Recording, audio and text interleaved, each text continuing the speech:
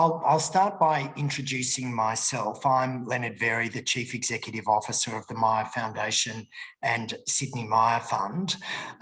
The Myer Foundation was established in 1959, 25 years after the Sydney Myer Fund. Between them, are among the oldest and most respected philanthropic foundations in Australia.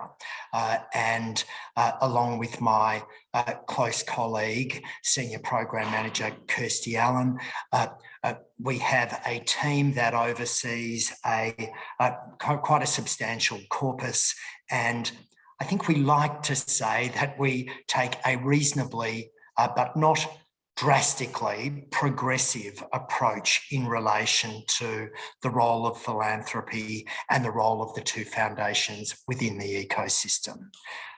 Kirsty, I'm going to hand over to you. Thanks, Leonard. Yes, my name's Kirsty Allen. I'm a Senior Program Manager with the Myer Foundation and Sydney Myer Fund. And I have responsibility for one of the Sydney Myer Fund's grant-making programs called Poverty and Disadvantage, and also an initiative called the Kenneth Myer Innovation Fellowships. And I also have carriage of the Social Impact Leadership Australia commitment and a number of other grants across the foundation and the fund. And I work with a small team of other program managers to manage those portfolios. So the fund and foundation are currently coming to the end of the fourth year of a 5-year strategy, the key strategic pillars of which include support for individuals, support for organisations, and critically within this context, I think, a theme around beyond grant making, the role that we play and seek to play in relation to the for-purpose sector that looks beyond the mere giving of money. And when I introduced Kirsty as the Senior Program Manager at the Fund and Foundation, I didn't say that she also serves on the board of the peak body of peak membership body of philanthropy in this country, Philanthropy Australia, and also as a board member of the Centre for Multicultural Youth. I too serve on a number of for-purpose boards, as do a number of, just about all of the members of my team.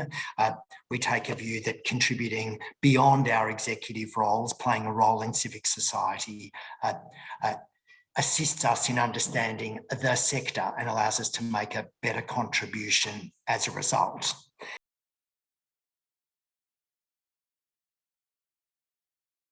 We have a strong bias, a strong declared strategic bias to fund organisations over a number of years in an untied fashion.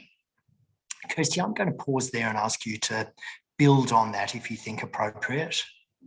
We were finding, and I'm sure that this is not a new theme for Canadian foundations as well, is that in the not-for-profit sector, it's tempting for organisations to develop projects and programs to suit the parameters and the guidelines of funders, and they can be tempted to or find themselves having mission creep or going outside of their mission entirely just to fit guidelines of a granting program that a foundation has established. And we were not alone in finding that happening, and we didn't want that to happen. We wanted to be supporting the not-for-profit sector to achieve on its mission, rather than dangle the money and say, here's the money if only you'll do what we want you to do. So I think that's an important aspect of the general operating support is to allow organisations to be supported to achieve on their mission. And of course, we have priorities within our programs, and we have quite specific focus areas within our programs, but we find the organisations whose work aligns with that focus area and then support them to undertake their work rather than develop a project to meet our needs.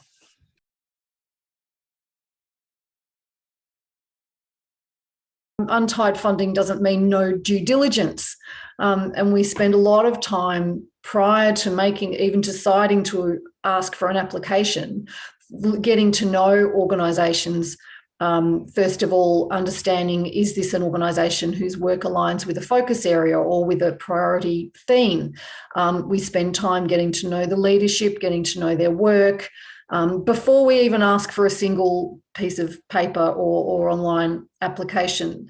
And when we do ask for that application, we're asking the questions about the organisation and its impacts, its theory of change, its governance, all of those things. And yes, we look at the financials as well. So it's certainly responsible grant making, because we were looking very closely at an organisation as a whole. And that's part of the thinking we had to do at the outset, to understand, well, what's the information that we need and that our committees and boards will need to have confidence in making grants to organisations in this way. With multi-year grant making, we make annual payments based on a report from the organisation about how it's going, based on their own objectives, their own KPIs. Are they achieving on their mission? And we also ask questions that go beyond this is what we did in the past year and this is what we achieved, and the achievements are important, but we try to ask questions that get an organisation to reflect on its own development as well as an organisation. So we're asking about, yes, what are they proud of? What are the challenges? How do they see themselves in the sector with other players in whatever sector they're working in? And how do they look at the performance of their CEO and their board?